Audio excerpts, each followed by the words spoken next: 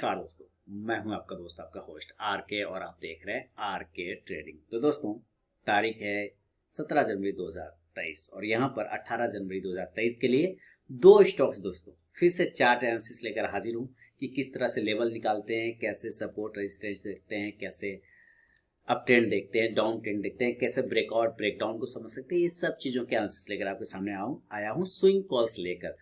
Swing calls माने stocks analysis करके उसके लेवल निकालने हैं, कहाँ पर स्टॉप लॉस लगेगा, कहाँ पर टारगेट लगेगा, ये सब चीज़ बताऊंगा। चैनल को जरूर सब्सक्राइब करें, आरके ट्रेडिंग मोबाइल ऐप को डाउनलोड करें और साथ ही लाइव मार्केट में कॉल प्राप्त करने के लिए आप टेलीग्राम चैनल को भी ज्वाइन कर सकते हैं। प्रीमियम स्विंग ट्रेडिंग ग्रुप में इसके अलावा और भी बहुत सारे कॉल्स मिलते हैं जो मेरे प्रीमियम स्विंग ट्रेडिंग ग्रुप में मिलते हैं। वो ज्वाइन करना है तो मेरे लिंक के थ्रू अकाउंट ओपन करें, espresso, fire cell, blue angel, 10 दास को किसी एक में, फिर मैं आपको अपने प्रीमियम स्विंग ट्रेडिंग ग्रुप में ऐड कर लूंगा उस पर, और देखते हैं कि कौन कौन सा स्टॉक्स है।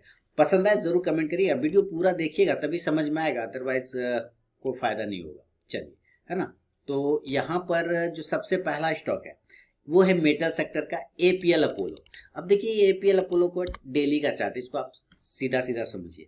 और ये आपको मैंने पता ही होगा, मैंने दिवाली वाले पोर्टफोलियो में दिया हुआ था और दिवाली 2022 वाले ये सारे टारगेट डन कर दिया है। इसने सारे टारगेट डन कर दिया, उसके ऊपर सस्टेन कर रहा है। ये स्टॉक जबरदस्त मूवमेंट दिखा रहा है और अभी भी ये स्टॉक्स में इस तरह का मूवमेंट, कितना भी मार्केट में गिरावट आया ना, तो इस स्टॉक्स ने ना नीचे जाने का मूड नहीं दिखाया। अब देखिए, नजदीक में है बजट, हो सकता है अभी ये ना जाए, बजट की वजह से पिटाई हो जाए, वो अलग बात है, एक वो अलग सिचुएशन हमेशा मार्केट में रहेगा अवेलेबल। लेकिन स्टॉक्स को पहले आप ट्रेंड देखने की कोशिश करें तो यहाँ पर स्टॉक्स ने एक हाई लगाया था, उसी हाई को बार बार टेस्ट कर रहा है। ये प्राइस आप पकड़ेंगे 6 अक्टूबर 2022 का, इसी हाई को अगर आप लेके आगे चलें तो पता चलता है यही प्राइस इसका हाई है। इसको मैं वापस यहाँ से हटाता हूँ और इस जगह पे मैं एक लाइन लगाता हूँ इस तरह से, ये देखिए, है ना। तो ये क्या है, ये हायर प्राइस जो है 1193 से 1195 रुपए के आसपास में आता है। और स्टॉक जब नीचे आता है तो यहाँ पर आप ये ट्रेंड लाइन देख रहे हैं, पहले ये ट्रेंड लाइन इस तरह से था, अब इस तरह से ये ट्रेंड लाइन नहीं जाएगा, अब ये ट्रेंड लाइन कुछ इस प्रकार से घूम जाएगा, कुछ ऐसे घूमेगा और यहाँ पर आके सपोर्ट ले लेगा। अब आप देखिए कि यहाँ से स्टॉक्स में एक अप ट्रेंड का सिग्नल फिर स्टार्ट हो गया। कैसे, यहाँ पर एक लो है, छोटा वाला लो है, उससे ऊपर चढ़ता है, फिर एक लो बनाता है, तो बोलते हैं हायर लो हो गया। फिर उससे ऊपर चढ़ा और फिर एक लो बनाता है, और भी ऊपर जाके यहाँ पर कहते हैं और हायर लो हो गया। फिर इससे ऊपर गया, फिर यहाँ पे लो बनाता है और हायर लो हो गया। यानी कि हर एक लो बनाने के बाद स्टॉक बाउंस कर जाता है एक स्पेसिफिक जगह से। कहाँ से बाउंस करता है, एक खास जगह से बाउंस कर जाता है। आप देखिए यहाँ पे ये एक लो बनाए, फिर वहां से यहाँ बाउंस हो जाता है ना, ऊपर जाता है और ऊपर से आके बाउंस होता है, फिर ये ऊपर जाता है, तो इसको कहते हैं हायर लो बनाने के लिए। जबरदस्त अप ट्रेंड का मूवमेंट है।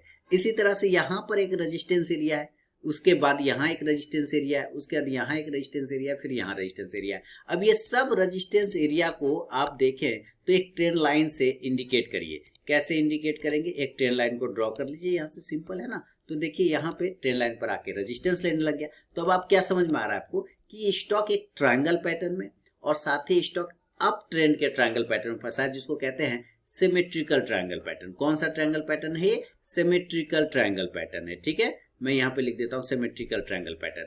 इसी पैटर्न के, और आप देखेंगे कि यहाँ पे नीचे में जो MACD है ये भी पॉजिटिव सिग्नल दे रहा है। हालांकि अभी थोड़ा सा RSI के इसको सपोर्ट नहीं मिल पा रहा है, लेकिन और ना ही MACD उतना कन्वर्ज और डाइवर्ज हो पा रहा है अपने सिग्नल लाइन से। लेकिन चूंकि एक ट्रेंड लाइन का रेजिस्टेंस लेता हुआ दिख रहा है, तो मार्केट में अगर जरा सा भी एक बेहतरीन मूवमेंट आया, खासकर मेटल सेक्टर में, तो ये स्टॉक आपको इस एरिया से जो एक होल्ड कर रहा है ब्रेकआउट होता हुआ नजर आ सकता है। इस वजह से स्टॉक का सिलेक्शन किया है एपीएल अपोलो। तो उम्मीद है कारण आपको समझ में आ गया होगा। तो अगर एपीएल अपोलो को आप बाय करना चाहते हैं दोस्तों तो जरूर बाय करिए। कितना के ऊपर बाय करेंगे, 1150 के ऊपर, 1150 1150 रुपए के ऊपर बाय करिए ऑन दी क्लोजिंग बेसिस। अब बहुत सारे ऐसे लोग होंगे, महानुभाव होंगे, जिनको क्लोजिंग बेसिस नहीं मालूम होता है। वो पुराने वीडियो उठा के देख लें तो आपको पता चल जाएगा कि क्लोजिंग बेसिस किसको बोला जाता है। क्लोजिंग बेसिस पे 1150 के ऊपर जब निकले तब हम पोजीशन डिलीवरी कन्वर्ट करते हैं और स्टॉप लॉस 1120 रुपए का लगाएंगे। याद रखिए, कोई भी पर्सनल बाइंग और सेलिंग की सलाह नहीं दे रहा हूं, मैं सिर्फ ये दिखाने और समझाने की आपको कोशिश कर रहा हूं क्यों सिलेक्शन हुआ है और क्या लेवल यहाँ पर आ रहा है और क्या टारगेट हो सकता है स्टडी पर्पस के लिए। आपको अगर पोजीशन बनाना है तो अपनी रिसर्च एनालिसिस और अपने फाइनेंशियल एडवाइजर से सलाह मशवरा जरूर करें। तो 1120 का एक स्टॉप लॉस लेके चलेंगे और टारगेट इस कंडीशन में 1180 और 1200 रुपए का टारगेट आपको देखने को मिल सकता है। एपीएल अपोलो स्टॉक का नाम क्या है? APL Apollo. ध्यान रखिए ये एक स्टॉक हुआ। इसके अलावा दूसरा स्टॉक भी जो है वो भी दोस्तों मेटल सेक्टर से ही रिलेटेड है, जिसका नाम है हिंद जिंक। मैं शायद सही बोल रहा हूँ, हिंद जिंक ना, हिंद कॉपर। मैंने लिखा था हिंद कॉपर और मैं बोल रहा हूँ आपको हिंद जिंक, तो माई मिस्टेक। ये हिंद जिंक। अब ये देखिए क्या है ये हिंद जिंक, क्लियर कट आपके सामने में नजर आ रहा है, कुछ बताने की जरूरत नहीं है क्योंकि सब कुछ नजर में आ रहा है सामने में, है ना। ये कितना बार रेजिस्टेंस ले रहा है देख रहे हैं, यहाँ से 1, यहाँ से आप लीजिए 2, है ना, मैं ड्रॉ कर देता हूँ 2, उसके अलावा फिर से ले लेते हैं यहाँ से 3, है ना, कितना बार 3, उसके बाद अब यहाँ पे देखिए 2 दिनों से होल्ड कर रहा है। तो बार बार 4 बार एक ही खास जगह को टेस्ट कर रहा है, कोशिश कर रहा है इस लेवल को ऊपर ब्रेक करने का कोशिश कर रहा है। वॉल्यूम में कमी नहीं है, वॉल्यूम ठीक ठाक है, वॉल्यूम चलने लायक है, कहीं कोई दिक्कत नहीं है, ट्रेंड भी पॉजिटिव है, लेकिन कंडीशन दिक्कत क्या है कि ये रजिस्टेंस एरिया के पास में है। किस एरिया पर है? रजिस्टेंस एरिया पर है। तो यहाँ पर लेना नहीं है, रेजिस्टेंस पर लेने का कोई जरूरत नहीं है। ये रेजिस्टेंस एरिया को चूंकि 4 टाइम क्लेम कर रहा है, 4 बार ये क्लेम कर रहा है, तो ऐसे सिचुएशन हो सकते हैं मार्केट में जब मार्केट एक अच्छे मूवमेंट में रहेगा और मेटल सेक्टर में अच्छे तेजी आएगा तो इस लेवल को वो ब्रेक कर सकता है, तब लेना है। हो सकता है वो कल हो जाए, हो सकता है वो परसों हो जाए, हो सकता है वो 5 दिन बाद हो जाए, ठीक है। तो आपको ये ध्यान रखना है कि रजिस्टेंस एरिया के ऊपर जब निकलेगा तब हम बाय करेंगे हिंद कॉपर को। सेकेंड स्टॉक समझिएगा 130 रुपए के ऊपर, कितना के ऊपर? 130 के ऊपर क्लोजिंग बेसिस पे डिलीवरी जाएगा। और स्टॉप लॉस जो लेके चलेंगे इस कंडीशन में, आप ज्यादा से ज्यादा 5 पॉइंट का ले लीजिए, 10 पॉइंट का ले लीजिए, 125 का भी आप लेके चल सकते हैं, 125 का स्टॉप लॉस ले सकते हैं। टारगेट 135, 140। थोड़ा बड़ा अगर स्टॉप लॉस रखना चाहें तो 120 का रखें और तब जो टारगेट बनेगा 140 से लेके 150 तक के टारगेट बन सकते हैं। ये अलग अलग सिनेरियो पे अलग अलग चीजें आएगा।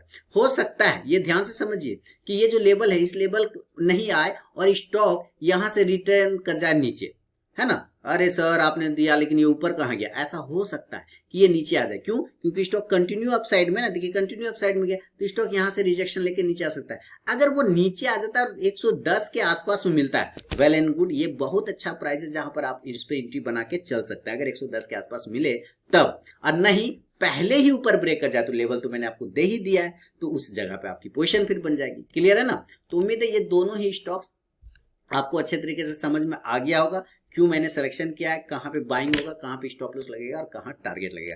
पसंद आया जरूर फीडबैक करें, टेलीग्राम चैनल को ज्वाइन करें, आरके ट्रेडिंग मोबाइल ऐप को डाउनलोड करें, लाइव मार्केट में कॉल के लिए। मिलूंगा नेक्स्ट वीडियो में दोस्तों, तब तक के लिए सीखते समझते रहिए और चैनल से जुड़े रहिए। बहुत बहुत धन्यवाद दोस्तों।